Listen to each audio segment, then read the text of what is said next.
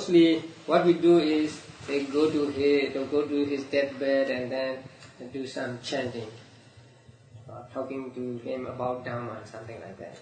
Or sometimes we ask him to do some dana, some giving, like offering a flower to the Buddha or offering some food or something to the monk or something like that. So these are the four kinds of another set of four kinds of karma. Then the next, another full classification of karma is this: productive, consolidating, frustrating, and supplanting. Four kinds of karma. Now, what is called productive is both profitable and unprofitable. So kusala and akusala both. It produces the material and resultant immaterial aggregates. Please add resultants there. Resultant immaterial aggregates, both at rebirth and during the course of an existence. Both at the moment of rebirth and then later in the later life. Consolidating karma cannot produce results, but when result has already been produced in the provision of rebirth thinking by other karma, it consolidates the pleasure or pain that arises and makes it last. So it is supporting karma. And when result has already been produced in the provision of rebirth thinking by other karma, frustrating karma frustrates and obstructs the pleasure or pain that arises and does not allow it to last. So it is obstructing, frustrating karma. These two are opposite to each other, the second and the third. The last one is supplanting karma. It's itself both profitable and unprofitable, and it supplants other weaker karma, prevents its resulting, and usurps that karma's opportunity in order to cause its own result. But when the opportunity has thus been furnished by the karma, not other, so let's rub out the other. Furnished by the karma means by its result is said to have arisen. So we should change to its result is said to have arisen. That means when it has furnished the opportunity to the other karma, say to give results, then it is said to have arisen. So these are another four kinds of karma: productive, consolidating or supporting, frustrating, and supplanting. Now, in actual practice of meditation, one may not see all these karma.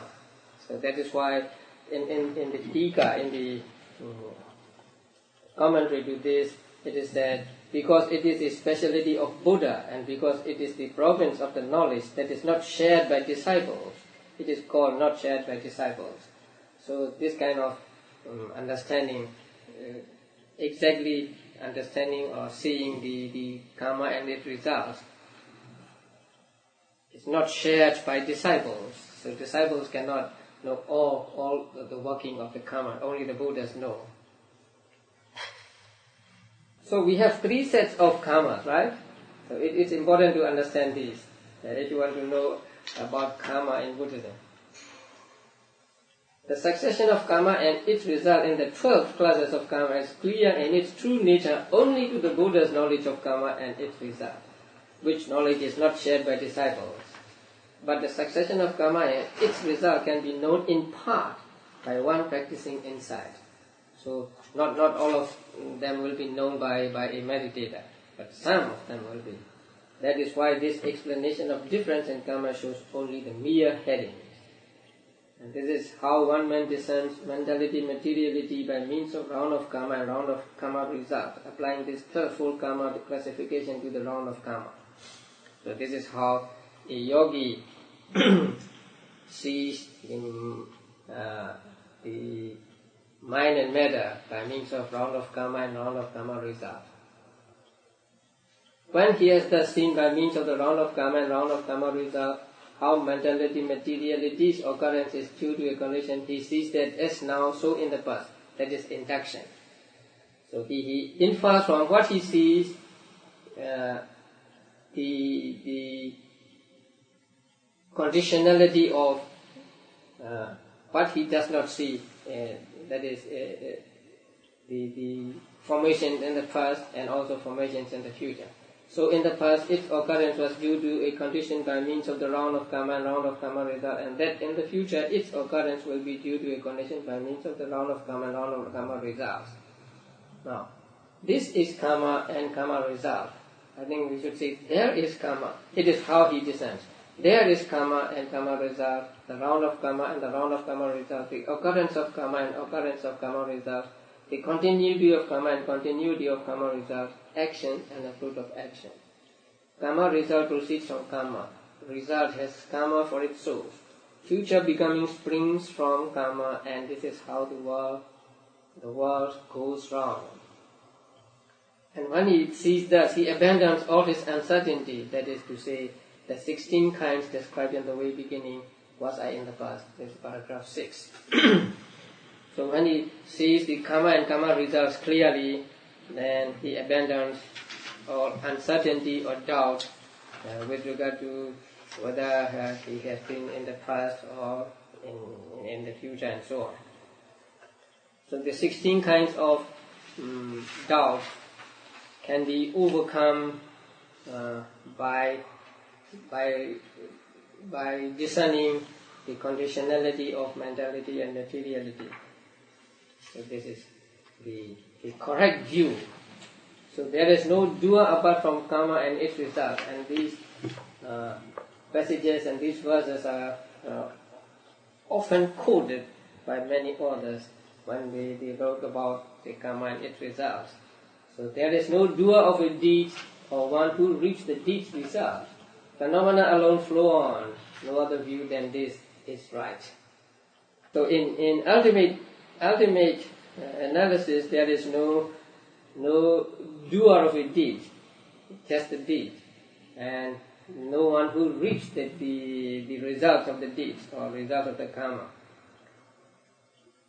Just pure phenomena flow on. No other view than this is right. And so while karma and result thus causally maintain their round, as seed and tree succeed in turn, no first beginning can be shown. That's very good. So we cannot say that this is the first karma or the first cause, because like a seed and tree, there can be no beginning. Nor in the future round of births can they be shown not to occur. Sectarians, not knowing this, have failed to gain self-mastery. They assume a being, see it as eternal or annihilated. Adopt the 62 wrong views. These 62 wrong views are mentioned in the first discourse of Digha Nikaya, collection of long discourses. So in that sutta, the 62 kinds of wrong views are mentioned. Adopt the 62 wrong views, each contradicting one another. The stream of craving bears them on, caught in the meshes of their views.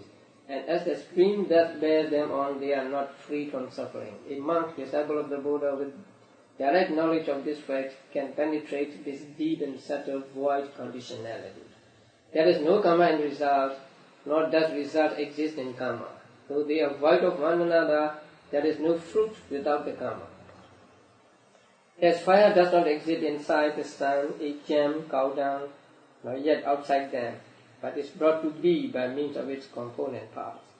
So neither can results be found within the karma, nor without, nor does the karma still persist in the result it has produced. The karma of its fruit is void, no fruit exists yet in the karma, and still the fruit is born from it, wholly depending on the karma. For here there is no Brahma, God, creator of the round of rebirths. Phenomena alone flow on, cause and component, they are conditioned. So the correct view about karma and result is that they are two different things, and karma is not existent in, the fruit is not existent in karma, and it is not that the karma gradually ripens into fruit. Karma is one thing, and the result is another. They are connected just as karma and result.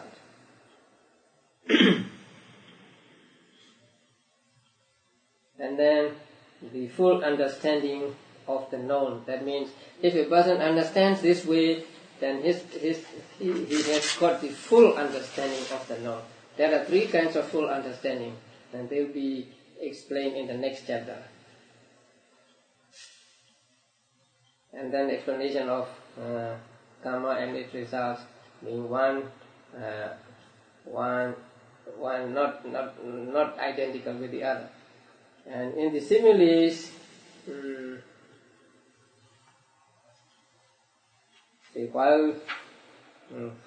furthermore, just as while the recitation from the teacher's mouth does not enter into the pupil's mouth, yet recitation does not, because of that, fail to take place in the pupil's mouth. And while the potion drunk by the proxy does not enter the sick man's stomach, yet the sickness that does not, because of that, fail to be cured. That is strange. Huh? A potion drunk by proxy does not enter the sick man's stomach, yet the sickness does not, because of that, fail to be cured. You take the medicine and I get free from disease, right? But here, in the Visuddhimagga itself, it has something to do with witchcraft, something. Say you recite the mantra, and then you take the potion, and then other person gets cured, something like that. So I think that there was belief like that in olden days, and also in maybe even in the present time, some people believe in that. So while the potion drunk at the proxy does not enter the sick man's stomach, yet the sickness does not, because of that, fail to be cured.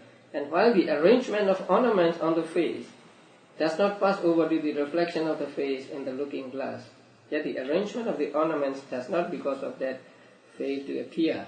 Here, arrangement of ornaments, the Pali word is mandana vidana. So it does not necessarily mean ornaments. Can I say the applying what do you call that? Make-up, is that supposed to be an ornament? I think ornaments usually you think of something attached. Like earrings. Earrings would be an ornament, something that would be an appendage or attached. But I think here, what is meant here is not necessarily the ornaments like earrings, but say you apply powder or something to your face, and then you look in the glass and they appear in the glass. And while the flame of a lamp does not move over from one wick to another, yet the flame does not, because of that, fail to be produced, so too, and so on and so on. And then the verses. Just as eye consciousness comes next, following on mind element. That means before the eye consciousness, there is what is called, what's that? Before eye consciousness. Before seeing consciousness. Panchadwara Vajana. Five sense door adverting consciousness, and that is called here mind element. So that means there is mind element, and when this appears, then eye consciousness arises. Which, though it does not come from that, though it is not the continuation of the mind element, yet fails not next to be produced. To be produced means to arise or to take place.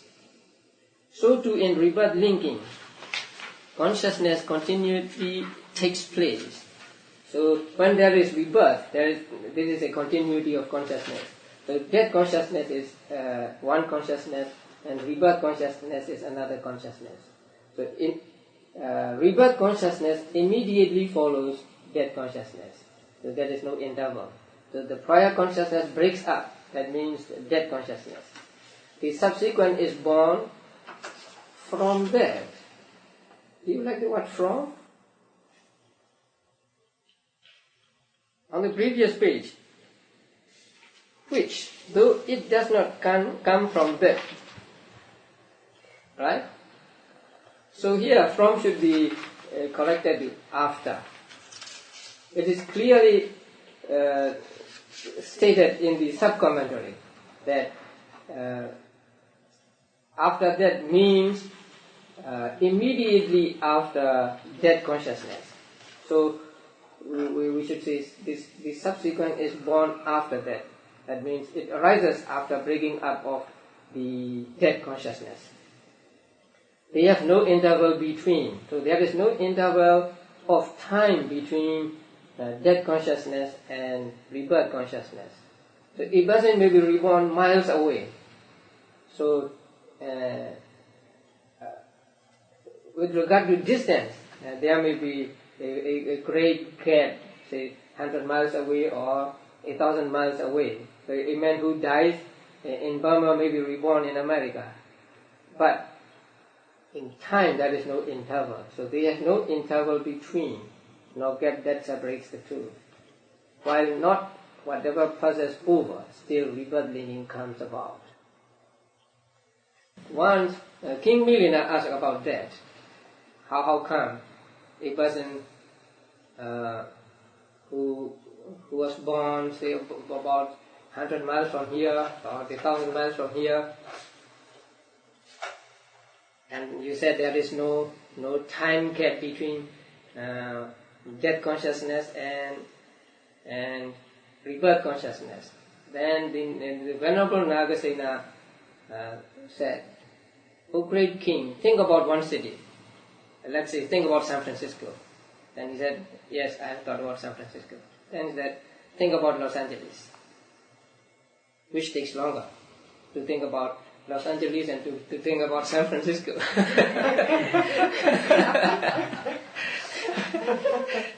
No difference in time, right?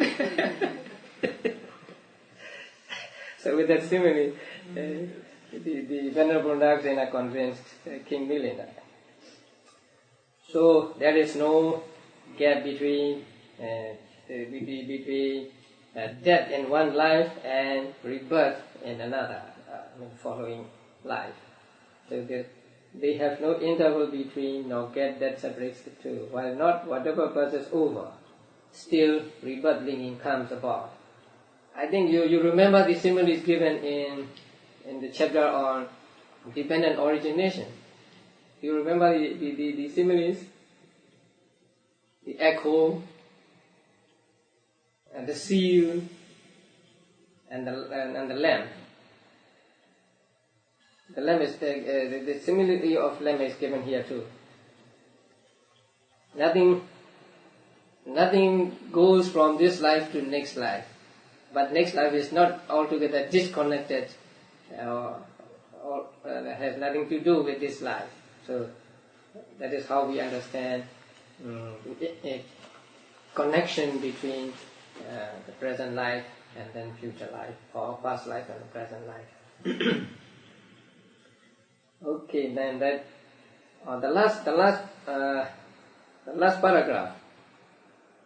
When a man practicing insight has become possessed of this knowledge of the conditionality of things, he has found comfort in the Buddha's dispensation. He has found a foothold. He is certain of his destiny. He is called a lesser stream enterer. So this is called, in Pali it is called Chula Sotapanna. Chula means smaller or lesser. So he is not a real Sotapanna, real stream winner, but he is like a stream winner because he has found a foothold. He has found comfort in the Buddha's dispensation, and he is certain of his destiny. That means he will not be reborn in four woeful states. Certain of destiny means that will not be reborn in four woeful states. So he is called a lesser stream enterer. Now, one thing to understand about this is he will not be reborn in hell, or he is certain of his destiny only if he does not fall away from this knowledge. Sometimes a person may reach this stage of knowledge, and later on he gives up meditation and he falls away from it. So such a person is not certain of his destiny. So to be certain of his destiny, he must have this knowledge intact with him, especially say when he dies. So a man possessing this kind of knowledge is certain of destiny means now possessing. So he must really possess, say all the time or until the moment of death. So if he loses this knowledge because he no longer meditates or he follow it into bad things, bad actions, then he cannot be certain of his destiny. So we always say to meditators or to people, if you cannot become a real Sotapanna, just try to become a lesser Sotapanna, I mean a lesser stream enterer.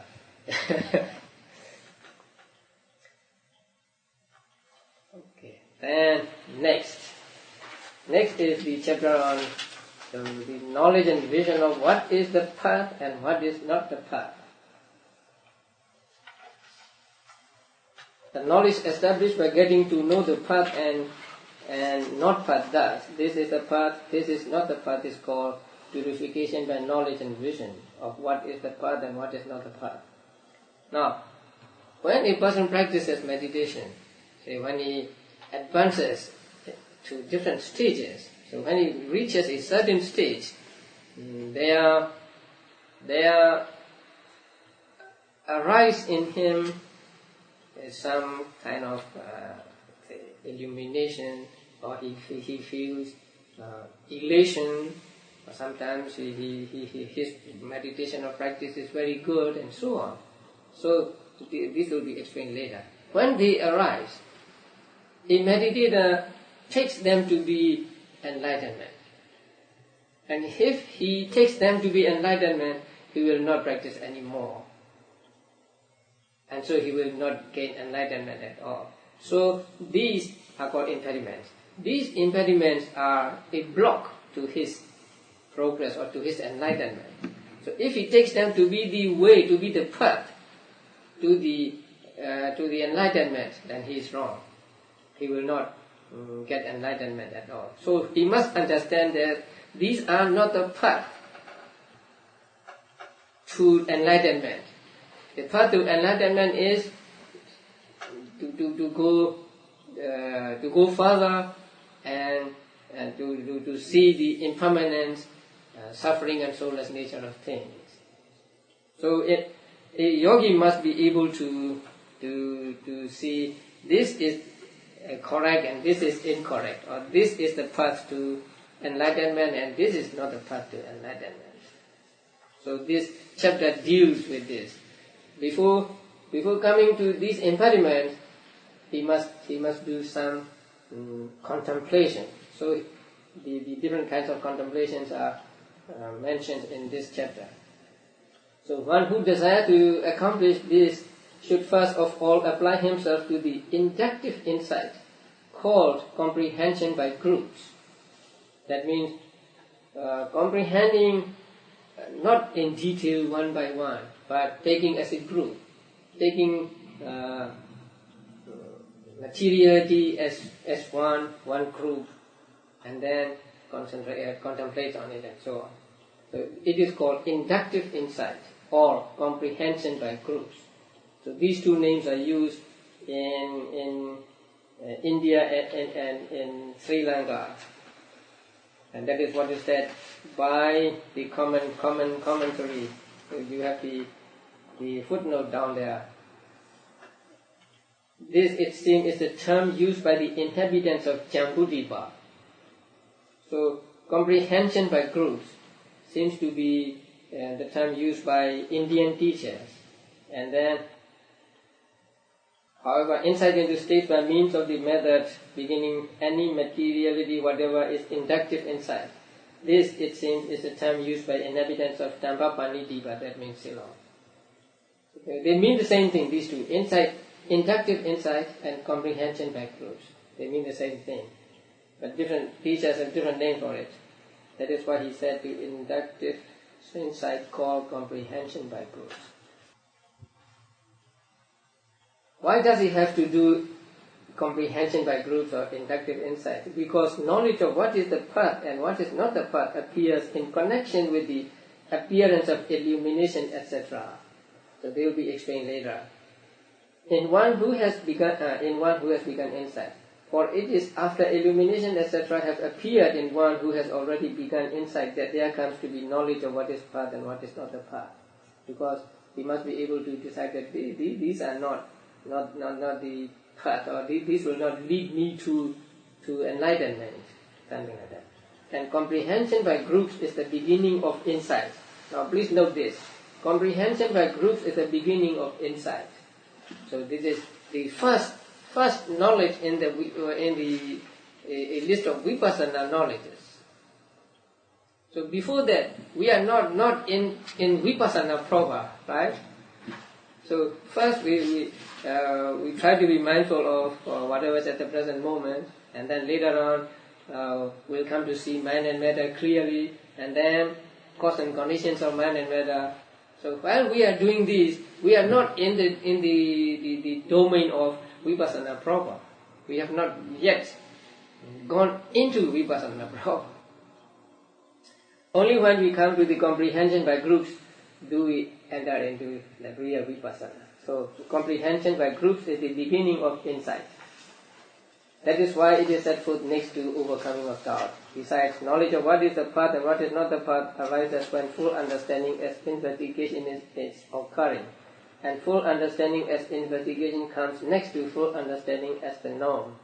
So this is also a reason why one who desires to accomplish this purification by knowledge and vision of what is the path and what is not the path should first of all apply himself to comprehension by groups. So he is explaining why a yogi has to do this inductive insight or comprehension by groups. Now there are three kinds of full understanding. Full understanding as the known, paragraph 3. Full understanding as the known, full understanding as investigating, and full understanding as abandoning. So these are the three kinds of full understanding. Then, on the next page, herein the understanding that occurs by observing the specific characteristic of such and such states, thus, materiality has the characteristic of being molested, feeling has the characteristic of being felt, is called full understanding as the known. So, full understanding as the known is understanding the specific characteristics of things we observe. Now there are two kinds of characteristics, common or general characteristic and specific characteristic of everything we observe. So when we see the specific characteristics of the things we observe, then we are said to have this understanding as the known. Now, nama has the characteristic of bending towards the object. Rupa has the characteristic of being molested and so on. This is their specific characteristic. They do not share this characteristic with others. Say, Rupa does not share the characteristic of being molested with Nama. And Nama does not share the characteristic of bending towards object with Rupa. So these are their specific characteristics. But both of them, or all conditioned things in the world, have common characteristics, and they are impermanent, suffering, and soullessness. So when we see the specific characteristic of things, then we are said to have the full understanding as the known. And the understanding consisting in insight with the general characteristics as its object, that occurs in attributing a general characteristic to those same states and the way beginning materiality is impermanent, feeling is impermanent, is called full understanding as investigating. So when we see the general characteristic of things, when we see the impermanent, suffering and soulless nature of things, then we are said to have full understanding as investigating. And then the next one is the understanding consisting in insight with characteristics as its object, that occurs as the abandoning of the perception of permanence, etc. in those same states is called understanding as abandoning. When we understand that something is impermanent, then we abandon the notion of permanence. When we see something as dukkha, suffering, then we abandon the notion of sukha and so on. So that is full understanding as abandoning. So they have different functions and different aspects. Now, the plane of full understanding as the known extends from the delimitation of formations. That means discriminating mind and matter, or seeing mind and matter clearly, up to the discernment of conditions. That means that mentioned in the last chapter. For in this interval, the penetration of the specific characteristics of states predominates. The plane here means the domain. So the domain of full understanding as known. And the plane or domain of full understanding as investigation extends from comprehension by groups. Now this comprehension up to contemplation of rise and fall. It will come later. For in this interval, the penetration of the general characteristics predominates. So during these stages, a yogi sees the general characteristics of things, impermanent and so on. The plane of full understanding as abandoning extends from contemplation of dissolution. So after seeing rising and falling, a yogi will see just the dissolution. So the contemplation of dissolution onwards. For from there onwards, the 7 contemplations that affect the abandoning of the perception of impermanence, etc., predominate thus. So these are the 7 kinds of contemplation. Contemplating formations as impermanent. A man abandons the perception of permanence and so on. So these 3 kinds of full understanding we should know, and up to the end of last chapter, a yogi has achieved the full understanding as known. So after full understanding as known, there must come full understanding as investigation. And for that purpose, the yogi has to do the inductive insight or comprehension as proofs. Now, so of these 3 kinds of full understanding and so on. So now comprehension by groups, paragraph 6. How is it that understanding of defining past, future and present takes by summarization is knowledge of comprehension and so on? And this is the quotation taken from the Visuddhimagga. So the brief thing to understand is, now whenever the matter and the mental things are described, Buddha described them as belonging to present, past, future, as being internal, external, as being subtle and gross, as being far and near and so on. So by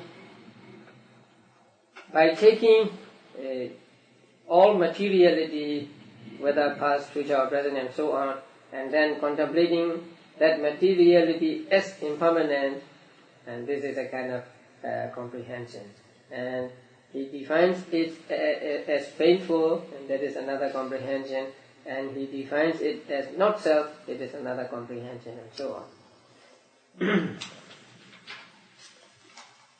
And then paragraph 9, herein the abbreviation, the I, etc., aging and death should be understood to represent the following sets of things and so on. So, in the previous quotations, we see mentality and materiality, and then feeling, perception, formation, consciousness, and so on. And then what is not directly included in this quotation are given in paragraph 9. Here in the abbreviation should be understood to represent the following sets of things elided. So they are not mentioned in the quotation, but they should be understood as being included. So these are the stakes that occur in the doors and so on. Many things. Now, one thing important is paragraph 12. The second part of paragraph 12. And as regards those that are amenable to comprehension, a beginning should be made by comprehending those among them that are obvious truth and easily discernible by the individual or meditator. That is very important. When we meditate, we must comprehend, or we must be mindful of what is obvious, what is prominent, and what is easy to see. So we don't have to look for what is difficult to see. Simply, we cannot do that. So that is very important, this statement. So when we practice vipassana meditation, we take as object what is easy to see at that moment, what is obvious, what is prominent at that moment. That is why, although we are concentrating on the breath, if there is a noise loud enough, then we pay attention to that too, because at that moment it becomes more obvious, so easier to be mindful of. So that is following this advice given in Visuddhimagga. And then comprehension by groups. Now, I hope you have read all these. So comprehension, even one matter can be comprehended in different ways. So it is impermanent in the sense of destruction, and then painful in the sense of terror, and not self in the sense of having no core. So this is how we contemplate the impermanent nature, suffering nature, and soulless nature of things. You may take any one of the matter, past, present, or future, internal or external, and so on, and then you define or you try to see that this is impermanent in the sense of destruction. That means it is destroyed, or it dissolves itself after coming into existence, and so it is impermanent and so on.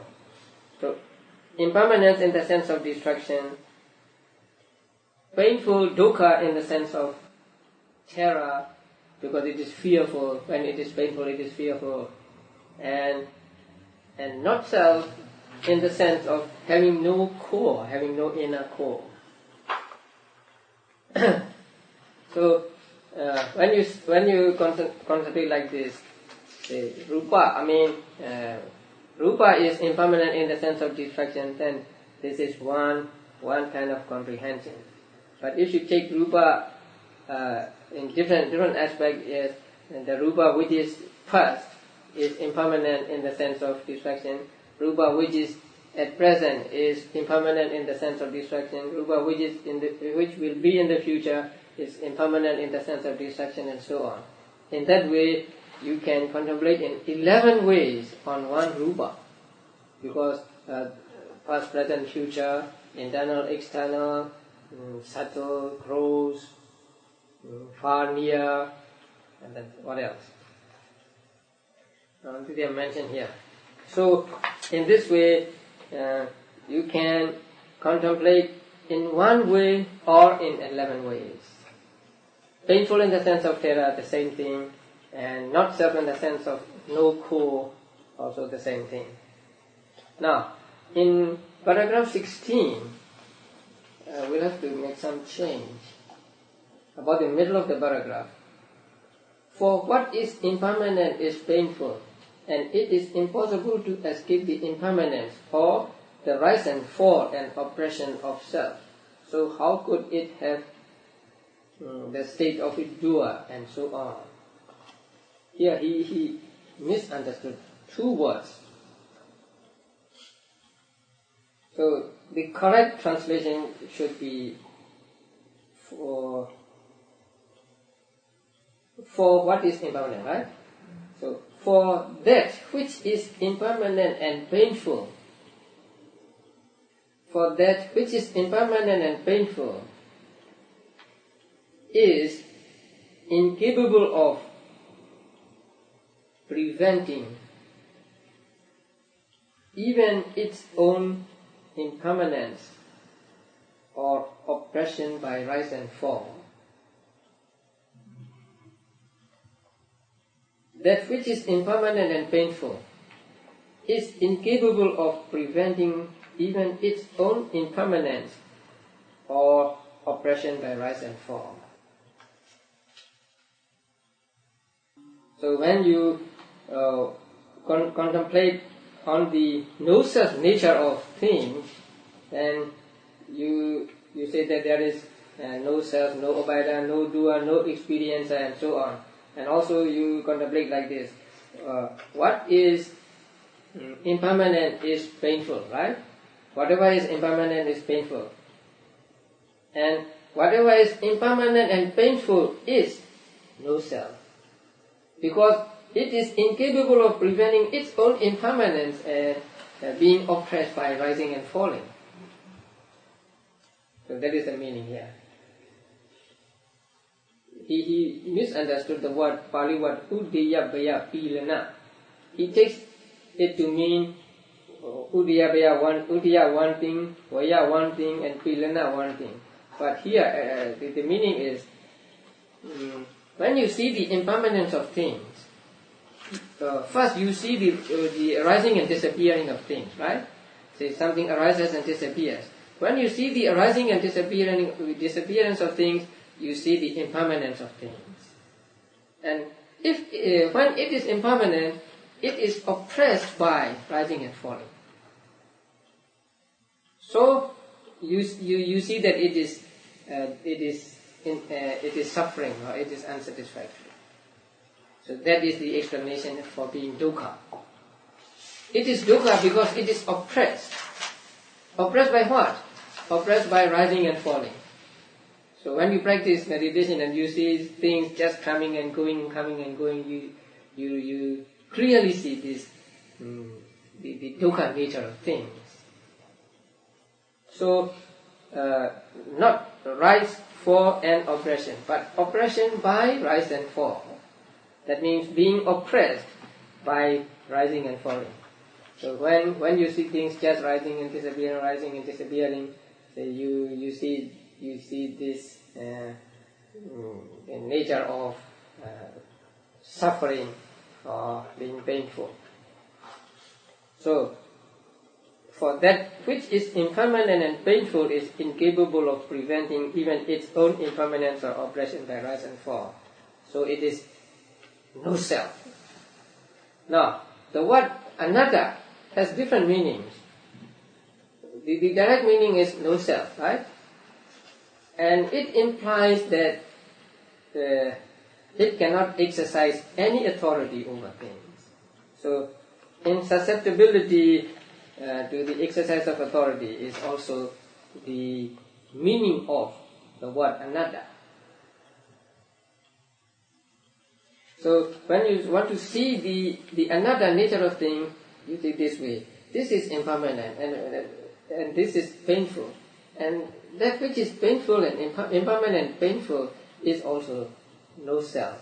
That means it cannot prevent itself from being impermanent. So there is no way of exercising authority over it. Say, don't become impermanent or don't become painful, because it is by nature impermanent and painful. So it is incapable of preventing even its own impermanence and being oppressed. That's why it is not self, like that. So the same method applies to feeling and so on. Okay. And then the explanation of strengthening of comprehension of impermanence, etc., in 40 ways. So in 40 ways you try to see the mental and physical phenomena that is impermanent, painful, disease, a boil, a dart, a calamity, and so on. So, and in the 18th paragraph, the list is given, and in paragraph 19, the meaning of the words are given one by one. So there must be 40. So in that paragraph, in paragraph 19, about 1, 2, third line from the bottom, what do you see there? See, as it says that because of bringing unforeseen and plentiful adversity, and because of, right? So instead of and, there should be as terror. As terror, because of being the basis for all kinds of terror. Otherwise you do not get 40.